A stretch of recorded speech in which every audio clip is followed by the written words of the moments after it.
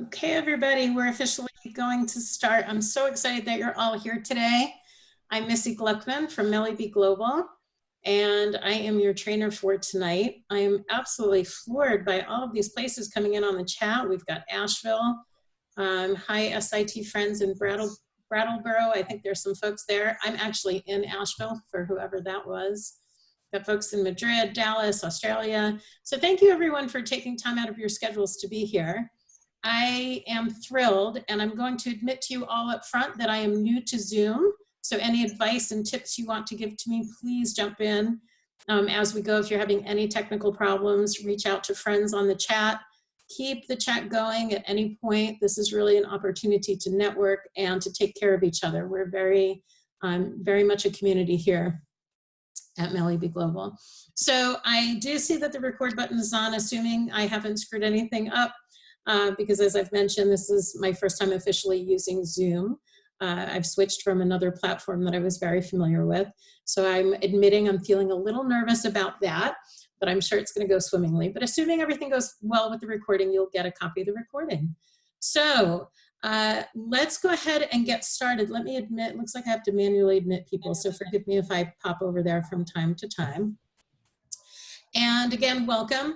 We are going to start with our international education job search. If you have yourself unmuted for any reason, please mute yourselves.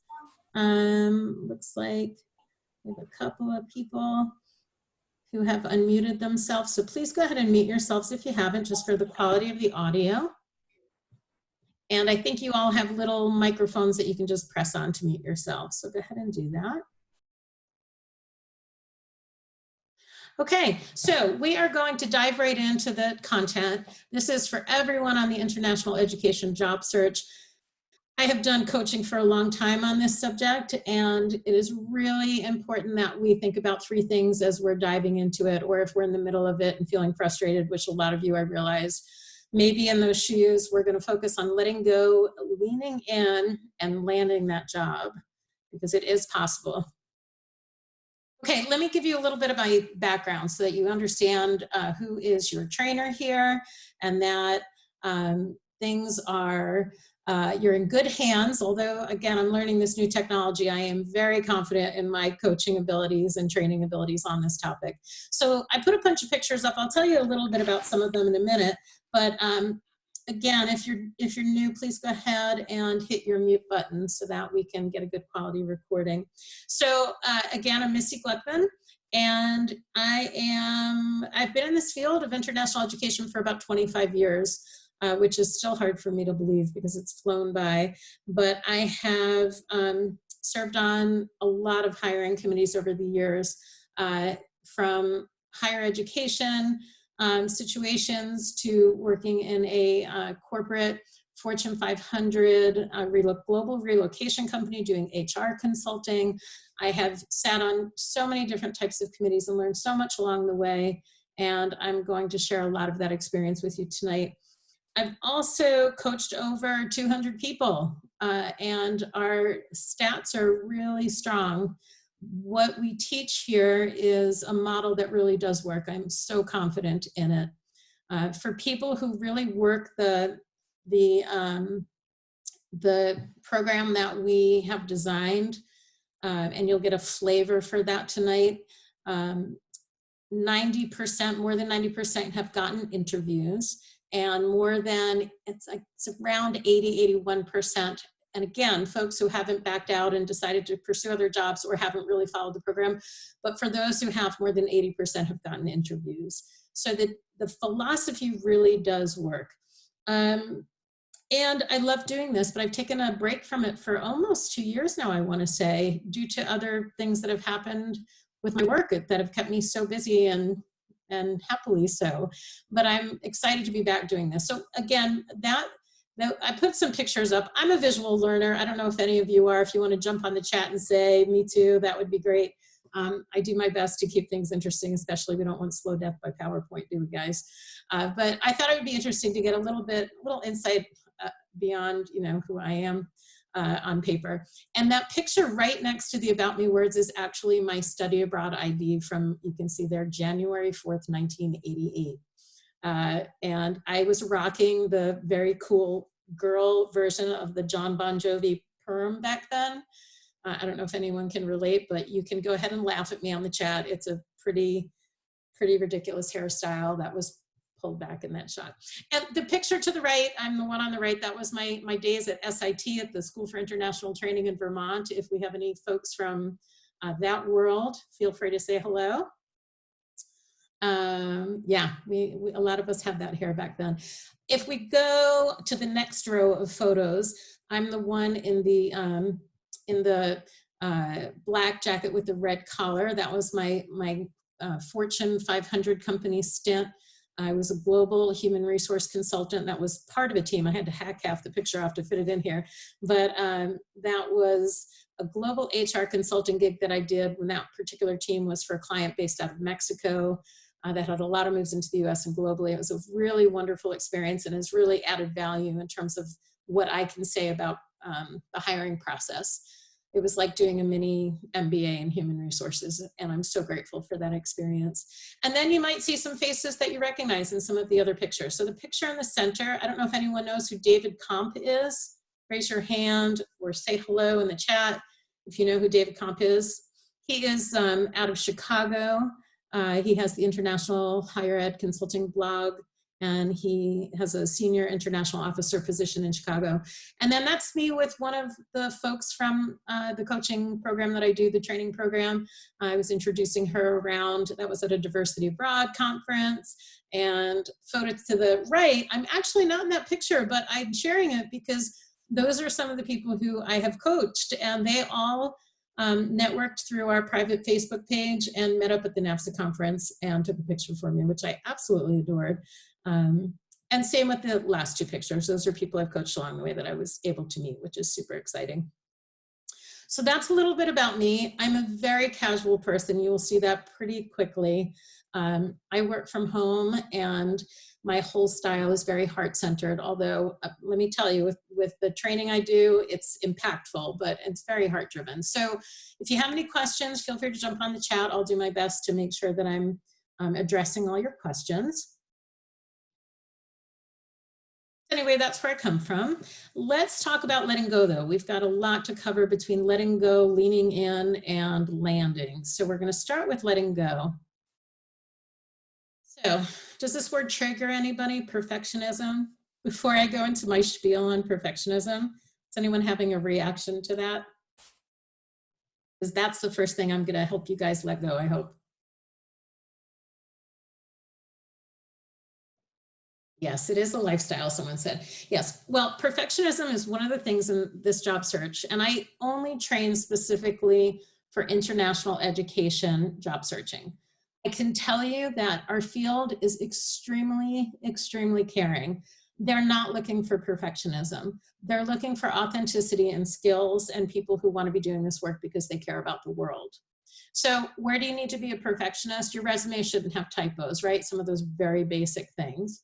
But where we need to let go of the perfectionism is when we're looking at job postings and we start to think about our interest in those jobs. And then we start to think, okay, I don't have this little bullet. I don't have that little bullet. I don't feel confident in this little bullet. And then we do one of two things. We panic and we freeze and we say, I can't apply for that one because I'm not perfect for it, right? Or what we do is we say, well, I have to go back to school and get a master's degree. I need to ramp up. And now I need to volunteer and do 16 informational interviews on that. And we seek perfection. Perfection doesn't exist in anything, and certainly not in the international ed job search. So I want to encourage you to let that go. I'm not just going to tell you, well, let that go and you guys figure it out. Everything that I do at MELB Global, we really try and incorporate some action steps, because otherwise I'm just telling you a bunch of information and a brain dump, and then you're going to log off and that'll be it. And that's not particularly helpful, is it? So perfectionism is the first thing we're going to try and let go of. I can be I can be a perfectionist wannabe about a lot of things in life. But what I want to encourage you to do is to look at those job postings, and instead of focusing on that 2% of the job that isn't your 100% strength, focus on all that you can do, okay? let's talk about timelines. The other thing we need to let go of is timelines. I have trained and coached people who have come to me in an absolute panic, either desperate because they've been, they're on their 100th job application and had like 2 phone calls and not made it past a first interview, and they're desperate. Or they're the planners of the world, potentially those perfectionists out there who are saying, I'm graduating in 7 months. I know exactly what I need to do. I know exactly what job I want. And this is the timeline I need it in. And this is the next thing I'm going to do after that. And then in 3 years, I'm going to have this role. I want to encourage you to let those things go too. Why? The timeline is going to vary on so many different factors.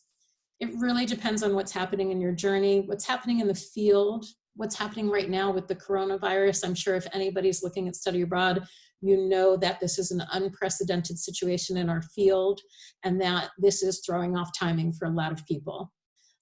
Most study abroad offices are really mired down in the crisis that this is, trying to figure out policy, insurance, returning people home if needed, making decisions about that, what the future will bring in the next few weeks. And then there are some schools that are business as usual. I have a past cohort participant who joined the cohort a few years ago. He has had 2 jobs since, and he just got called about another job. And within 1 interview, he's already been invited to campus during this crisis. So my point is, there is no clear timeline. The timeline is going to vary and change, and that's okay. What we need to let go of is an expectation that there needs to be a certain timeline. Okay, so that's one of the things we're going to practice letting go. I'm just quickly glancing at the chat here. Someone said, I've spent so much of my time on a timeline and now I'm stepping away from it. And that's a really healthy thing. I think one of the nice things about the community that we create is that the things that we talk about here are very sacred and appreciated in terms of respecting each other and privacy, obviously, because some of you may be employed and you don't necessarily want it out there that you're looking.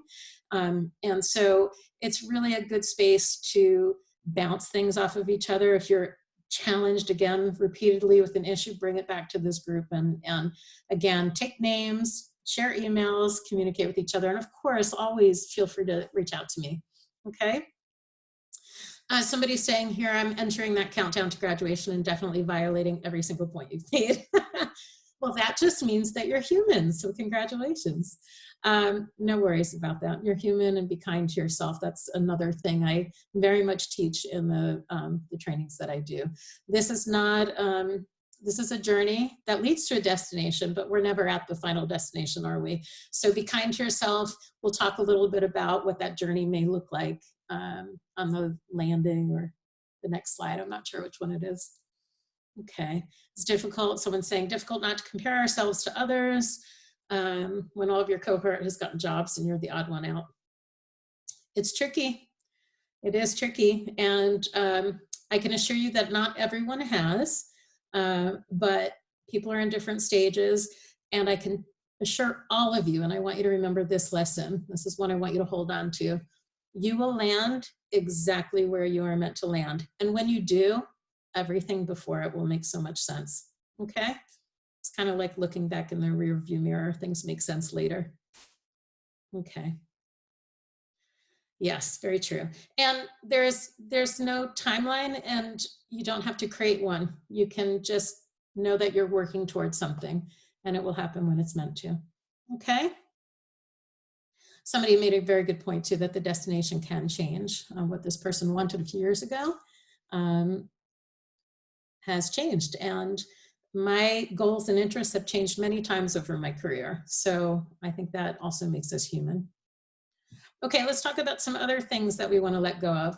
You'll note that there are a couple things I'll put in purple as we go. Those are action steps. As I mentioned, I really like to create an environment where you have your notes and you can say, oh, this applies to me, and Missy's giving me a tip or a tool or something that I can do on my own time. So you don't need to do this now, but it will help you think about and reflect on some of the things that we're doing.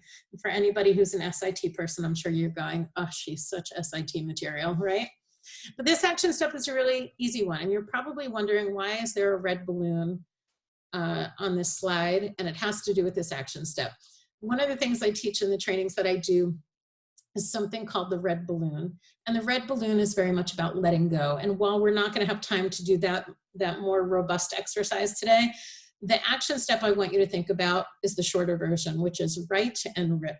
Has anyone ever heard of this before? I don't know if I created the term write and rip, but I'm sure that you've heard this exercise before, so I'll refresh your memory. What I want you to do is I want you to think of all of the things that have stood in your way or that you see as perceived barriers for your ability to work in this field. So one person mentioned the rest of my cohort has jobs and I don't.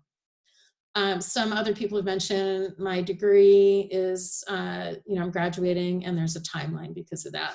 Or other pressures. For some people, if you've interviewed before and had jobs before, you may be feeling like, oh, okay, once I had an interview and I bombed it, and every time I go in for an interview, that's all I can think about, and then I feel really nervous. Whatever those things are that feel like they get to you, they revisit you, they make you want to be perfect, or they stay with you in a way that doesn't serve you, I want you to take a piece of paper, and not right now. This is something you can easily do as soon as we finish, but I do want you to take a piece of paper and handwrite, free write. Don't go on the computer and do it. Just free write for, a full minute, everything that comes up for you on this subject that you just think to yourself, is that really serving me? And is this something I'm giving myself permission to let go? So you're going to believe me, if I do this exercise, even 25 years in this career, I can still make a list that'll fill a page. And what I want you to do from there is take the paper and rip it in 1,000 shredded pieces, shred it up, and toss it in the garbage. And this is something I remind everybody in my cohorts to do regularly. This is not a one-time exercise, and it's also something you can do in life. When things get to you, it's a really good exercise. So whatever's holding you back, whatever is kind of replaying that story that you've created or you've thought about in your mind that's a barrier, it's a really good exercise to do. Okay, sound good? Somebody said her list is going to be super long. Somebody else said same. Well, we're human, and that's okay. And it's good to get that stuff off your chest. So absolutely, you can do this list daily. Maybe you do it every day before you start to enter in those, what feels like endless forms on those job applications. It would be a good exercise. Somebody said, great exercise, can't wait to do it. It is. We have a few variations of that in the full training, but it's a good one to get you guys started. Someone said I needed to hear this. You're going to get me emotional because I haven't trained in a couple of years on this, and I know how important it is. As I mentioned before, my style is very heart-centered, but let me tell you, I'm very practical, and there's a reason that people get jobs when they follow the advice I offer, and it's because it's very grounded and rooted in reality. So as much as I'm heart-centered, we're going to get to work too. Don't be wrong. But with that said, before you get to the work, you have to acknowledge that you're human and there are emotions around this. This experience for many people starts off with frustration, stress, voices, mom and dad giving advice, significant others, advisors, friends, well-meant advice that doesn't necessarily serve you in the way that you need it to serve you. So you know what? Add mom and dad and college advisor, whoever, add them to this list and rip it up and have a good time with it. Okay. Well, let's go ahead and move on. I hope everybody's feeling good. Here we go. We're going to lean in now. So lean in and embrace the journey. I do want you to think about this as a journey. I put an image there to advise you that you're all on different parts of this journey, and it is okay to be at wherever you are in it. I want you to trust this journey, okay? A lot of you are mentioning on the chat that you're feeling stuck and frustrated. This is very much the reason people end up talking with someone like me. You are not alone. It is very, very common to feel this way. And I promise you, I can assure you, and I don't know the time frame for it for everybody, but I can assure you if you do the work and you follow the advice, you will get there. You are enough, okay? You are enough. Don't let this, just like any paper you took in school or grade you got in elementary school or whatever, don't let that define you. You will get where you want to go. And that's why we're getting to work tonight. Okay. Let's talk leaning in, embracing the journey. And I have to move the little chat here so I can see my own writing. Forgive me, guys, as I learn this. So what we're going to do is we are going to think about this journey as a strategic journey. Forgive me, I keep getting this battery message. It's a strategic journey. What we're going to do is we are going to talk about a few points about how to be strategic while you're going through this process. So what we want to do is think about how to apply to avoid jumping around from job to job, okay? And for a lot of people, you're thinking, oh, Missy, listen, if I can get any job, I won't even care at this point. But what I want to really encourage you to do is to think about yourselves as career seekers. The training that I do is not called the International Education Job Academy. It's called the International Education Career Academy, because a job should be part of your longer term career path in a perfect scenario, right? And that's what we're shooting for. So, sorry, I gotta move this chat. So what we want to think about is leaning in a way that feels strategic. And so I'm guessing, and I'm going to try and pull the chat up here again. I want you to let me know how many of you are really researching an organization before you apply for a job. I'm talking spending maybe 30 minutes at least online to research an organization before you bother filling out any of the online forms or adjusting your resume. Someone says always, someone says not at all, some say yes, some say definitely, some say I do this, but always after I apply. Yes, okay, usually before the interview. Okay, so we're getting various answers. I want to encourage you to spend a little bit more time on this, because what often happens is people come to me and they say, I'm on job number 110 and I have my big Excel spreadsheet and I put down where I applied, when I applied, and if I've heard from anyone, and it's crickets. And part of the reason I think for that is folks aren't taking enough time, in my experience, to really research the organization, the company, whatever it is. And by that, I mean, not just looking at their mission statement, which is going to say something nice about global engagement, global citizenship, and all that kind of stuff. But you really want to look at the values, the history, the culture of the organization, right? Is it a flat organization? Is it top heavy? Is it traditional? Is it more creative? For example, a school like Arizona State University is a state school, which they tend in many cases in terms of hiring practices and how they run their departments like study abroad to be very traditional. Arizona State is a big exception to that rule. They have a campus president, a university president, who's very progressive, very different in that respect. Would you know that if you just looked at the job posting and sent it in without doing a lot of research? Probably not. You want to look at the buzz. And by the buzz, I also mean what's happening in the media, but the things that are happening outside the media, along with the reputation. And how do you do that? You want to ask people in the field. You want to look at not only what's on their PR site, but what people are writing about them. You want to go into sites like studyabroad.com, go abroad, go overseas, and see what evaluations are coming back from students about their programs that they're not necessarily going to share. You want to have an understanding of what drives this organization. And the example I often give is that if you're applying for a study abroad faculty-led position, for example, at a third-party provider, applying to an organization like Amazaj out of Pennsylvania and applying to an organization like, for example, AIFS out of Connecticut might sound like similar jobs on paper. I can't think of two organizations that are more different in terms of their approach to education. Okay? So it is really key that you spend some time doing that up front. It will help you and save you time in the long run. And I'm just again checking the chat. Sorry guys, I'm going to be really good at this by the time I have the cohort going again, because I'm still learning this tech. For anyone who's new, bear with me. I'm having a little moment with Zoom trying to get the chat window the right size and in the right place. So it sounds like folks are doing a mix of these things, and bear with me as I get to the bottom of the chat.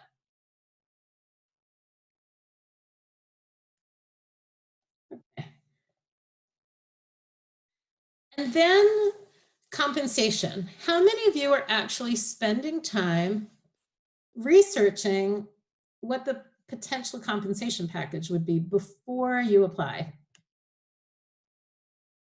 So really digging in. We're getting some yes, no's, yes, and the benefits and the cost of living in the area. Okay. Any other answers there? Some are saying no. Okay. There was just a quick note from Lisa, who is part of the MELI-B team. And thank you for your kind words, Lisa, when you listen to the recording later. She had to jump off, but she had some very nice words to say. So thank you, Lisa. I try, but it's hard to know, especially when there's a big compensation band. I'm thrilled to know that you know what a compensation band is. A lot of people don't. Some folks are saying I try, but it's hard to know, especially with the compensation band. I try to find that info, but sometimes the range is so wide. Agreed. It's my first question in a phone screening if it's not already been addressed. Interesting. Okay.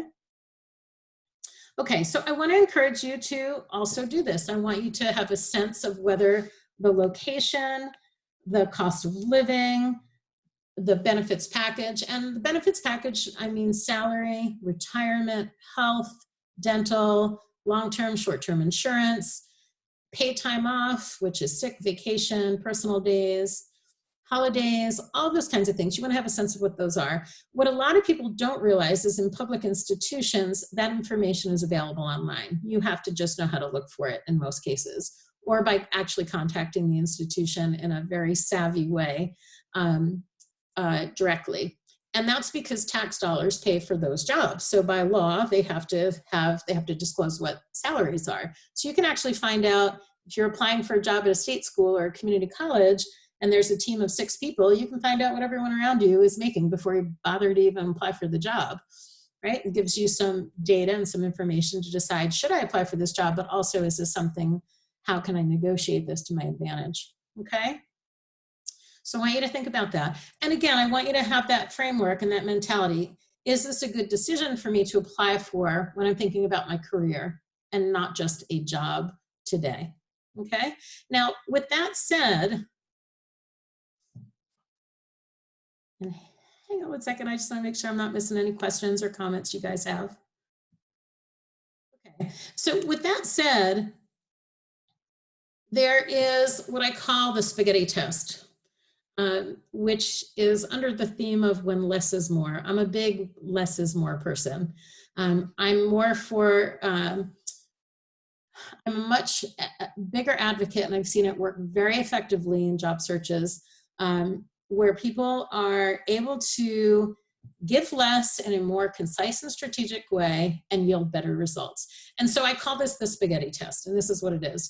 Have you guys heard about throwing spaghetti on the wall to seeing if it sticks? To see if it sticks when you're cooking spaghetti? Have you ever heard of that expression, right? So the theory is, well, I'm cooking the pasta and I throw it on the wall, and if it sticks, it means it's ready. But if it falls off or whatever, it doesn't mean it's ready. You guys are giving me some good fodder on the chat. I love it. My college roommate loved this test. Yes, so the spaghetti test happens in the resume writing especially, and cover letters, but it really it's like pasta central on the resume writing. The spaghetti test is when folks literally throw everything they've ever done in their damn lives up on that resume and create these 3-page resumes, or really lengthy small font 2-page resumes, even if they're straight out of college, with everything they've ever done. And it's not a good idea. It's not strategic, and it doesn't serve you, and it certainly doesn't serve the hiring committee, who are receiving typically over 100 applications per job, and they're typically scanning them for 5 to 9 seconds, right? So you want to be concise, you want to be precise about the words that you use, and you want to work backward from the job posting. This is a big thing that I teach in the training that I do. The job posting is your guide.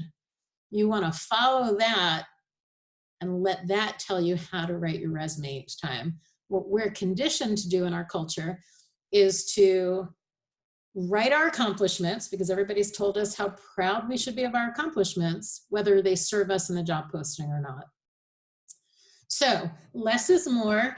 You want to do the spaghetti test with your resume, right? Do I need this in the resume? You can start having a template with your spaghetti. Everything you've ever done. It can be 5 pages long for all I care. But I don't want you editing from that document. I want you to start a fresh resume every job posting, and I want you to pull from it like a buffet, right? What is going to serve me and this committee well from this huge buffet I've laid out? Now, somebody's asking the question, would you recommend 1 or 2 pages? For most people, particularly if you're coming straight out of school, you are able, believe it or not, and a lot of people on the other end are going to gasp audibly here and tell me I'm crazy. You can pack it into 1 resume. Now, I've been in this field for 25 plus years. My resume, if I'm really concise, is 2 pages with an 11-point font. And I've presented internationally. It doesn't need to be long. It needs to be written to the job posting in a way that a busy committee member can identify that you are a candidate that needs to be talked with, and that they're excited about, right? You want to be the candidate that when they see your resume, they pull out their pen and write yes, or they pull out the pen and write something that stands out. If you're giving them the spaghetti, they're not going to read it. They're not going to read it with the same level of detail. And many of you may or may not know, when you first submit your job application, the first thing that reads it is a machine, not a person. So the more words you put in there that are less germane to the job will lower your statistical score of getting past the HR machine. So for a lot of people, you're wondering with your big spreadsheet of 100 jobs, why am I not getting called? It often is because you're not writing the right words on your resume and you're giving them too much that's irrelevant. What happens in a committee is people, when they do see that piece of paper, if they ever do see it, you're showing them that you're really great at a lot of things, but you're not showing them that you're really great at the job that they want to hire someone for. You're showing them that you might be able to do it, but when someone does this really strategically and really well, they don't need a 2-page resume even, or a 3-page resume. Absolutely not. I worked with a woman once who had a PhD. She was returning to stateside after 10 years abroad.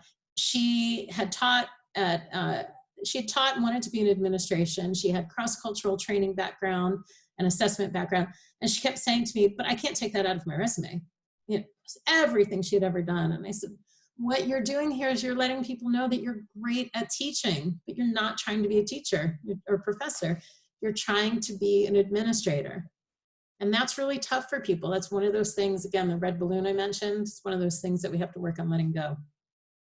Okay, so a few comments here. This is usually one of those statements that I make in my coaching where people are either thinking 2 things. They're thinking, girl, you're crazy and I'm not following your advice. I'm going to show you a little bit later in our time together someone who did that, and then he followed my advice and got several interviews and is working in the field now. So yeah, it's advice that sometimes takes a while to get used to, but trust me, it works. Okay, so someone says, oh, I got to go up in the chat here, bear with me. I'm just going to jump over to your questions here real quick. We're going to have a short question and answer session at the end, so we'll make sure we have some time for that. Someone said, seriously, which is often the response I get from people. Someone is asking, do you suggest taking lines word for word from the job posting requirements, or is it better to reword them? I suggest both, a mix of the two. And often in life and often in training and coaching, the answer is it depends. So I'm going to give you the answer that it depends. But yes, you should be, again, I talked about starting with the language from the job posting as your guide. Okay, I was taught the resumes are shorter, 1 to 2 pages, and CVs can be longer. There are people out there who love longer resumes, but what I always tell people is you're talking to a machine first. Work with the machine by getting them something concise that's got great language on it that matches the job posting to some extent, right? That gets you seen by human eyes. Then when you go in for the interview, you can give them as many pages as you want. But to get into the interview, you need to follow this advice. Okay. What is more relevant? Okay, what if your more relevant experiences are from jobs further in your past? Would you still leave them off more current things? Nope. One of the things that comes up, it's a great question. Sometimes people come to me and they say, I can't miss this job on this experience on my resume because there'll be a gap in my resume. You are 1,000 times more worried about a gap in your resume than any committee member is. They do not care if you've had a gap in your resume. You are human. You are allowed to take time off, to have children, to raise your children. If you have elder parents, if you got laid off, if you had a hard time looking or landing a job, you're human. It's part of the human experience. It's okay. Nobody is worried about your gap. They don't think you are off in prison or, something, not a concern of theirs. So yes, you can put older experiences on if they seem to be relevant to the job posting. Because again, the job posting is like the leader of the band. That's the thing you're going to follow. Okay. What about gaps in employment and job history? I just addressed that. I hope I answered that question. I was told that CVs are becoming popular. Is that true in your opinion? Not in my opinion. I'll be very direct with you guys. I'm from New York, so forgive me if I'm a little too direct sometimes, but the answer on that is no. Not in my opinion at all. People are too busy, especially with this coronavirus. They're going to be even more busy. They're not looking for expanded biographies. And the machine isn't looking for that either. The machine, you don't get extra points for having more words. How does the formatting impact the way the machine reads the words? On the resume, it's a great question. One of the things that people don't realize is that higher ed and international ed tend to be extremely traditional fields. And so what you want to think about is, again, letting the organization and the field lead you, just like the job posting.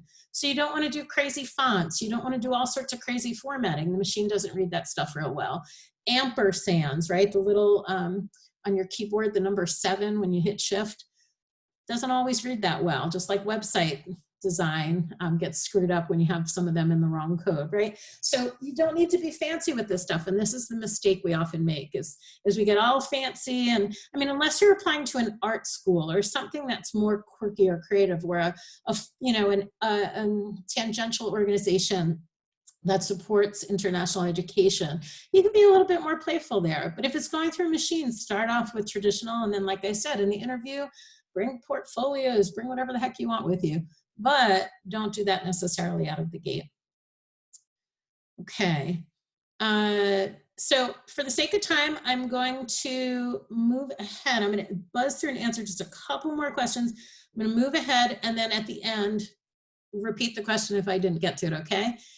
How do you get CVIS requirement? How do you get a job with CVIS when you've never worked in a study abroad office? CVIS is the ultimate catch-22. Go on YouTube, watch videos, and put that down somewhere in your application and your resume as experience or technical skills. Very simple. You can write CVIS under technology and just put in parentheses behind it, online tutorials. The keyword will be caught by the HR system, which is a good thing. You can ramp up and get a chair side with a colleague or friend who's in CVIS before the interview. So see, that comes up all the time. Not having CVIS experience does not mean you're not going to get a job. Remember what I said earlier, and repeat after me, everybody. You are enough, okay? When you believe that, things will start moving, I promise. Okay, leave off GPAs and graduation dates. You don't need a GPA for anything. Nobody cares about a GPA. They care that you have the skills and the degrees. If you're in higher ed, they just want to know that you have a degree. Graduation dates, absolutely put them down. When people are older, they'll often leave them off. It just looks like you're hiding something. And frankly, we can do math or Google you and figure out how old you are. And the law shouldn't prevent you from learning about the job and being considered, okay? So that's the spaghetti test spiel. I hope it was helpful to everybody. Give me some feedback here while I take a quick sip of some iced tea and let me know, are you breathing? Did you learn something? Is that helpful? Let me know quickly if you can. Very helpful. Okay. Awesome. I'm going to keep moving through. time incentive to do, definitely helpful. Okay, let's talk about our action step. What I want you to think about on this journey as you're leaning into it is having a schedule, because as we've talked about already, emotionally, very stressful, very frustrating, can be depressing. It can leave you with anxiety. These are real things. And it's really, really frustrating to know that, like I said, you're enough, but you haven't gotten the job. So what I want you to think about is volunteering somewhere that makes you feel good and adds to your resume, because this is a very competitive field. So it is important to think about how you can add to your experience while add to your experience for your resume that helps beef up your resume, again, with the job kinds of postings you've been looking at, guiding where you could volunteer. This is particularly important for people who are job transitioners and for people who are coming back from abroad. I've gotten many questions from you by email. A lot of people coming back to the US from long stays or short stays overseas, looking for advice about how do I even break into the field. And so I want you to think about having some volunteer plans as soon as you hit the ground, whether that's doing reaching out to your local library in the US and being a language partner, anything that says I care about culture. So it could be if you have a full-time job and that's hard for you to do, where you can't volunteer at an office consistently. There are lots of other ways, like re-entry conferences, regional conferences that are, weekends or one-day events that you can participate in, things that can open your resume with culture and experience. The other thing, so that's a purple action step, put that down in your notes. The other thing I want you to think about is stepping away. When things get crazy, it's really important to have a schedule that says every day I build in some self-care. You can't sit down at a computer every day and fill out these endless forms and feel good about life. So give yourself time to step away and give yourself permission to do that. And again, know this is your journey, know you are enough, and that you will get where you need to go. Okay? Okay, let's move on to landing. I'm just going to do a quick time check here. So we have a few minutes for Q&A. How's everybody doing? You hanging in there okay? Do we need a 7th inning stretch here? Okay. All right, I'm getting some goods. Okay, so let's talk about landing. I put an image of a plane landing smoothly. You know that flight where you land and everybody applauds for the pilots and is grateful? That's what we're aiming for here, a smooth landing. So let's talk about landing. So you get an offer, right? You get an offer eventually, it will happen. And one of the things we need to talk about is negotiating. It's expected, and I can tell you that probably 85% of people I work with, and I'm talking people who are directly out of undergraduate college situations, as well as people who are in their 50s, have told me that they have never, ever negotiated a job offer before. It's amazing to me. It's amazing to me that people don't ask. And the reason we don't ask is that we fear it, right? And particularly women. There's a lot of research around this, but women especially don't ask because women tend to be more relationship focused than men. So they often feel like if we ask for something before we have a relationship that's deeply rooted with someone, we will disrupt a relationship. And then when we talk about the fear layer on top of it, people will sometimes come to me and say, but Missy, they may take the offer back. They may, turn around and take the job offer back. I have been coaching people for 6 years or so, at least, I want to say. I can assure you that no one will take a job offer back that you have in paper unless there is a darn good reason. In 6 years, I've never had it happen. In all of the years I've worked in international ed and higher ed and in a Fortune 500 company, I've never seen it happen. Where have I seen job offers taken back? In faculty positions. And they're very rare, and they get put in the Chronicle of Higher Education. And they're usually for things like a woman asking if maternity leave can be extended if she ever gets pregnant. Do not fear having a job offer taken from you. Always get it in writing, but please understand, we create, again, these are so many things we have to let go of and do that red balloon kind of exercise. the things we're worried about. And I see the comments coming in. I'm afraid of this, for real. Somebody's seconding somebody's statements. I need to find that one. I need you on my shoulder to keep giving me this positivity and reassurance. Oh, well, thank you. I've been through it. So I want you to know it is possible, and it's a mindset. It takes a while. I didn't come out of the womb this way. Trust me, it took me a while. So women and men, they don't ask. And part of the reason in exit interviews or interviews, people will say, well, I left because I didn't get enough money or I couldn't afford it. Well, did you ask? No. No.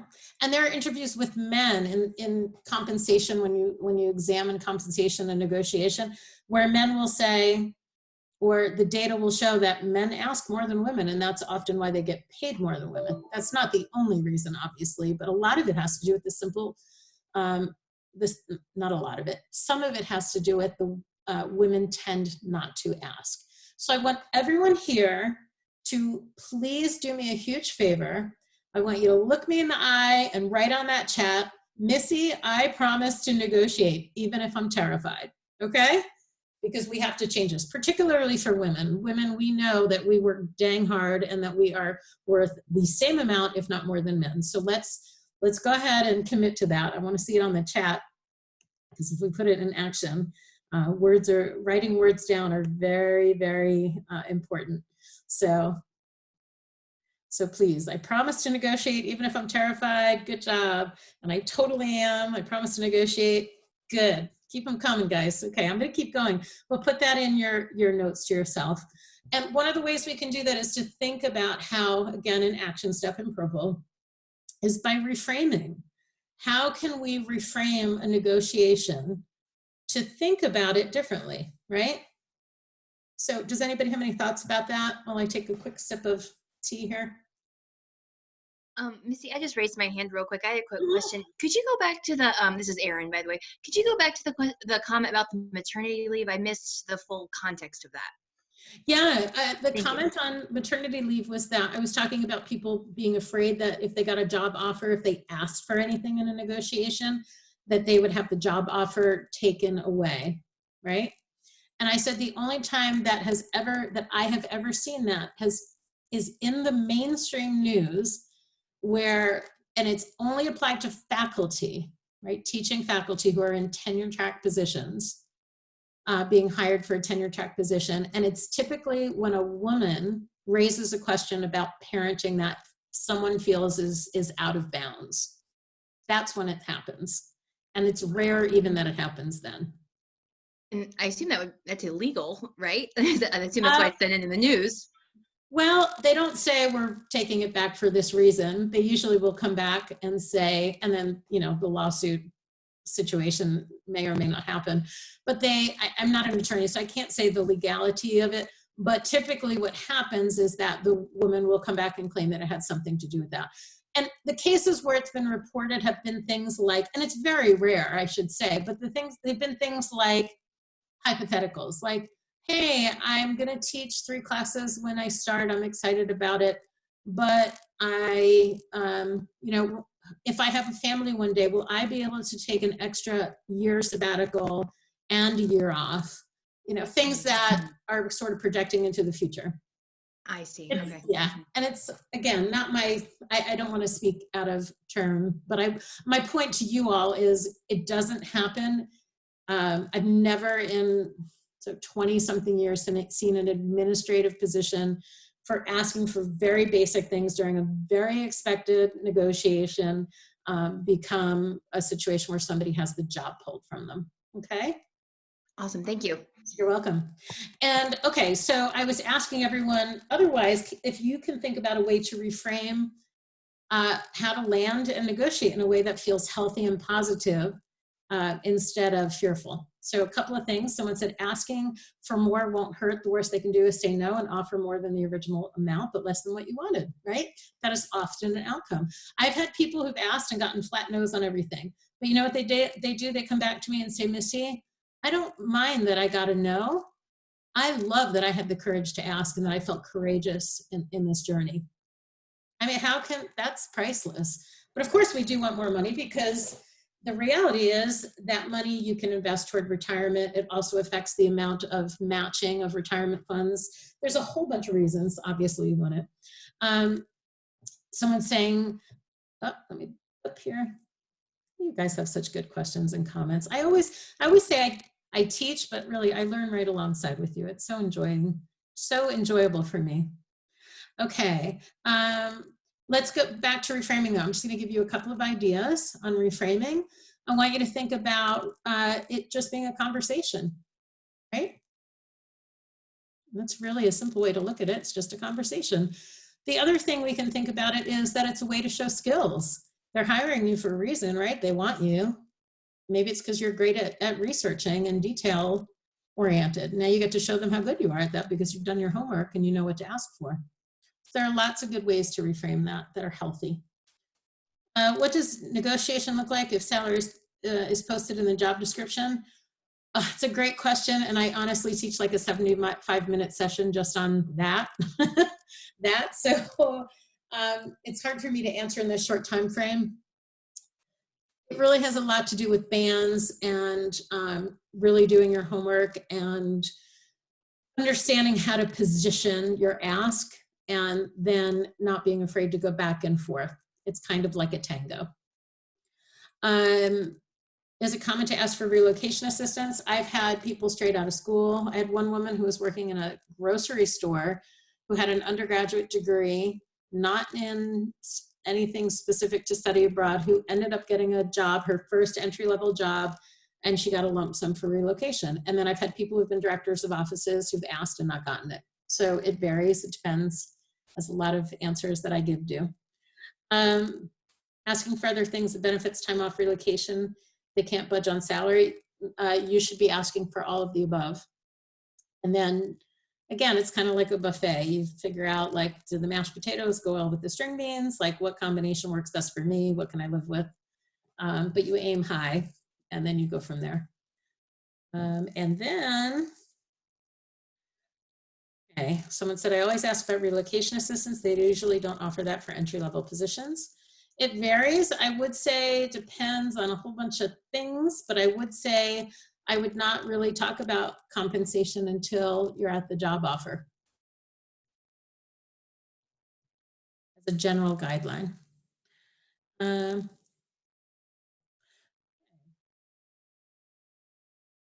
read my notes here from you.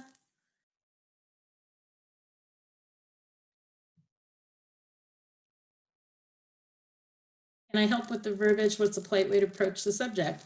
I do like literally almost a 90-minute training on this with a whole bunch of handouts and role playing and all sorts of stuff. And that's all in the training that I do. But if I gave you like the 10-second version of it, hey, I have the offer. I'm super excited to hear about it. Here's the offer. Thank you so much. I'd love to get it in writing and be able to reflect and celebrate this and get back to you tomorrow to sleep on it and really give it the careful thought that it deserves. Great.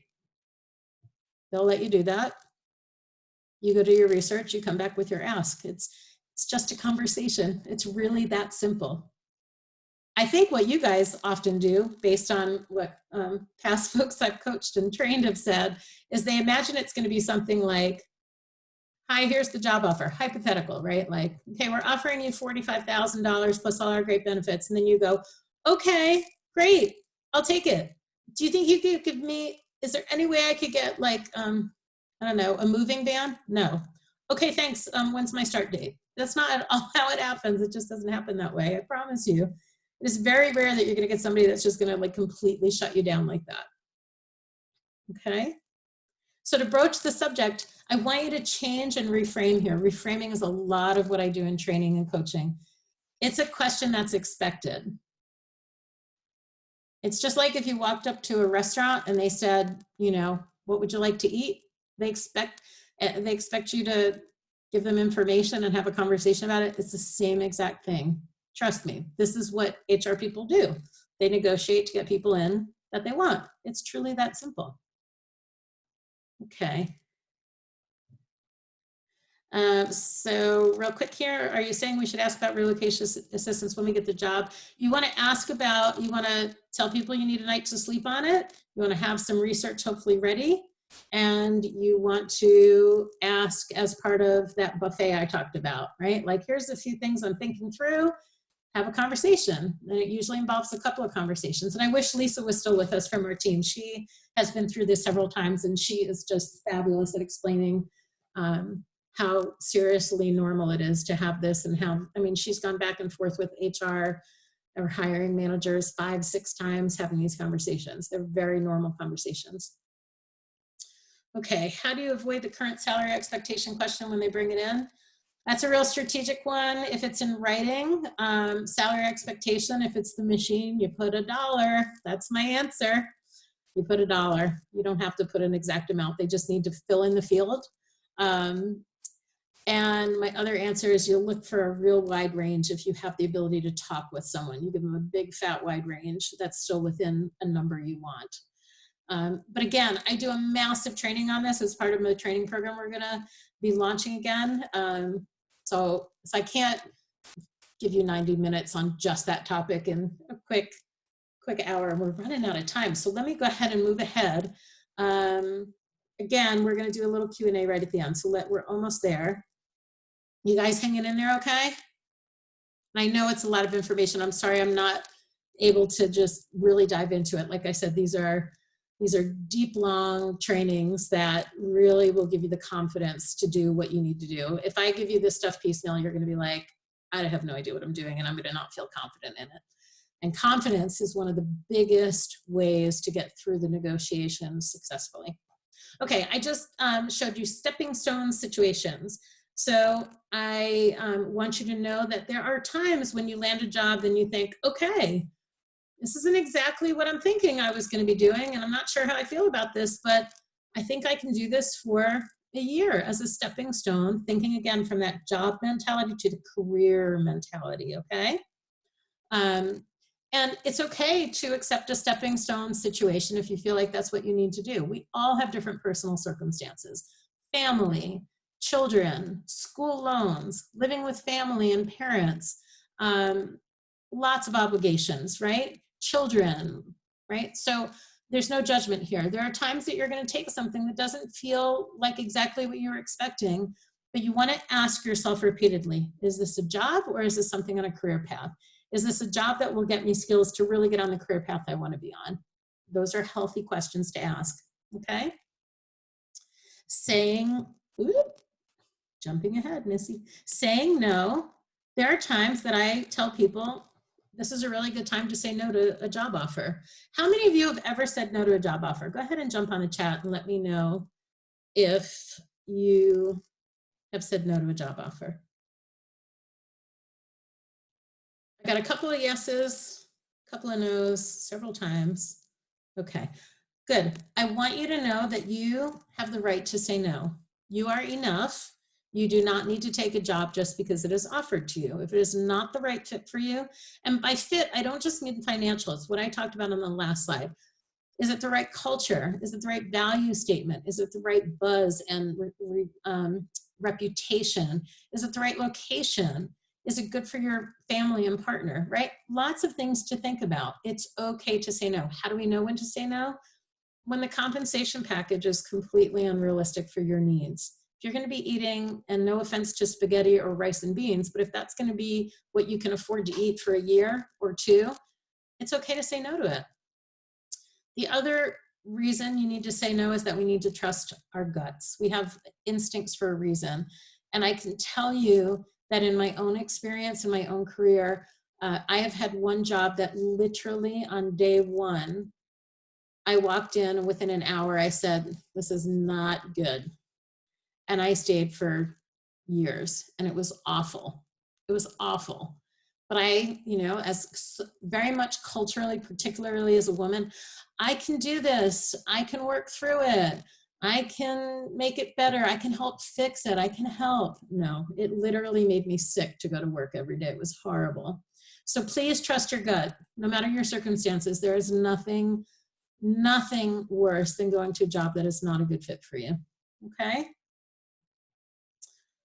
Okay. Before we get to the Q&A, because I do see you have tons of questions here, I want to let you know that we are going to be officially back, yay, with the International Education Career Academy, the IECA. Some of you may know it used to be called the C4. I'm using just a whole new platform. It's updated material. It's exciting, and I'm really excited to be back. As you can tell, I'm just a complete and utter nerd about this stuff, and I can get really into it. So I'm really excited to be back with it.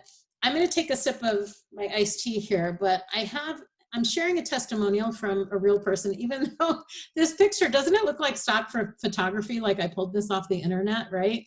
This is actually Jake. He's a real person. He is someone who participated in the IECA program when it was called the C4. And he is someone who thought I was a little not straight in the head when I gave him a lot of advice. His story is that he was coming back from Asia after living there for several years, and he didn't know how to break into the field here. And he knew he had the goods, he just didn't know the path. And he was really holding on. He wasn't letting go to some of that stuff initially. The good news is when he did, as he says here, the results came almost immediately. So take a minute and read that. I'm just going to take a quick sip here.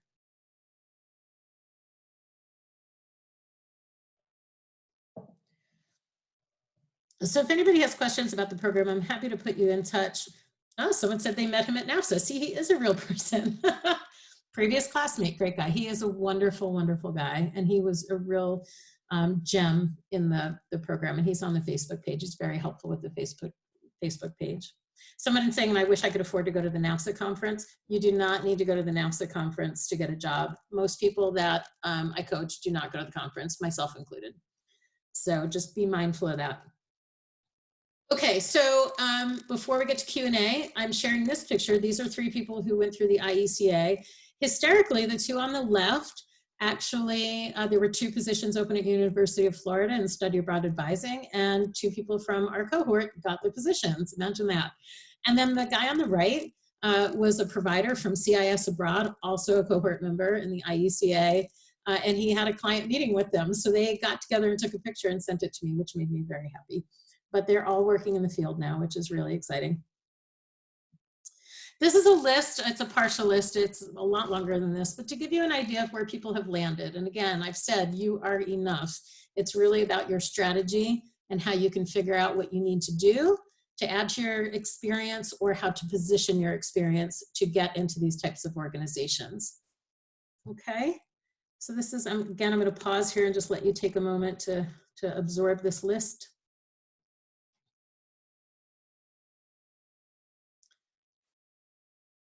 Lots of good comments. And then I want to share also, so I'm going to be launching the IECA next week. And the goal, and Brooke, I see your hand raised, so hang on just 1 second. The goal is that it'll be available to you next week with a whole curriculum and everything. I'll have the page up shortly for you. But you'll get an email from me, so you'll be able to look at the information, ask me any questions you want. But I am putting in a special bonus that I haven't done before, so I'm going to share this with you. If you register, let me try that again. Register, not red roofer. Register and pay in full during the enrollment period for the IECA. And there will be a payment plan for anybody who's worried about the program fee. You will receive 1 round of written feedback on both your resume and your cover letter from me, okay? And the cost of that is typically $175. You will not be charged additional for that. Again, during the enrollment period, if you pay in full, you'll have that extra bonus. So I hope some of you will think about that. Okay.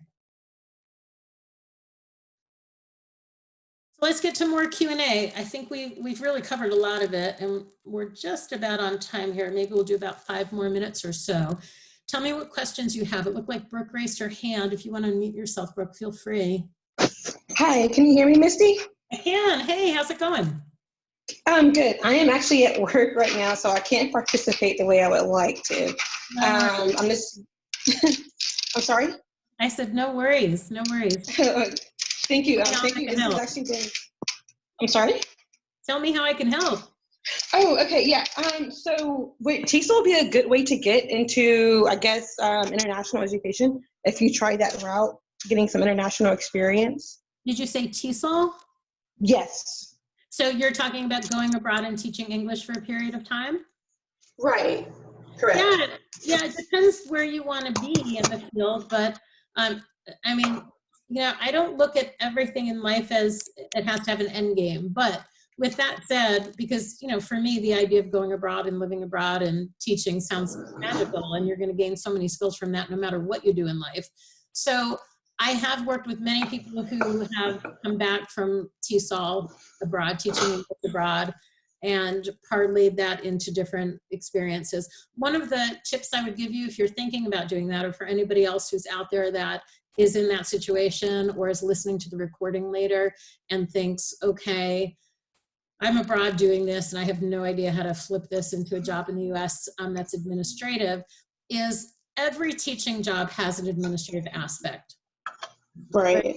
So what we tend to do is we tend to stick very closely with our identities, right? So if I'm teaching English, I'm going to tell you about the students I taught. I'm going to tell you about what verbs and things I did with them, and I'm going to tell you about the testing they did and the scores. Right? We're going to do teacher language. But when you're thinking about an administrative position back in the U.S., you want to do administrative language. So what you want to do is think about the administrative tasks that you did in the culture programming that you did. And so, sorry, is something moving, Brooke? Are you writing? I'm trying to, but I'm also at work. I couldn't take off. Oh, no worries. But you can tell me. I can remember it though. You can tell me. Oh yeah. Just because I'm hearing a lot of background noise for the recording. But basically, I'm sorry.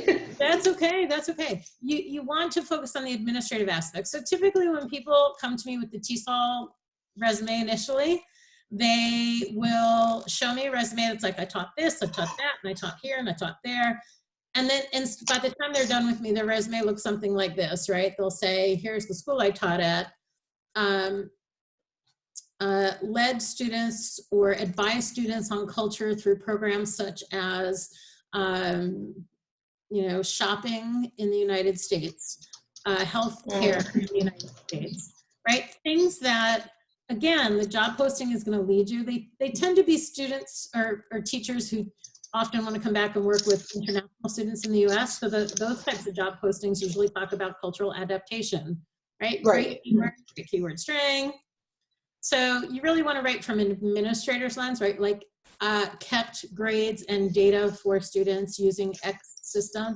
Now, granted, it's not always the same systems, but it shows that you understand the concept of keeping data in a technology shared source. So things like that. Some software. Yeah. And folks are writing on the chat that there's certainly a knowledge group for TESOL and other things within NAPSA, the Association of International Educators.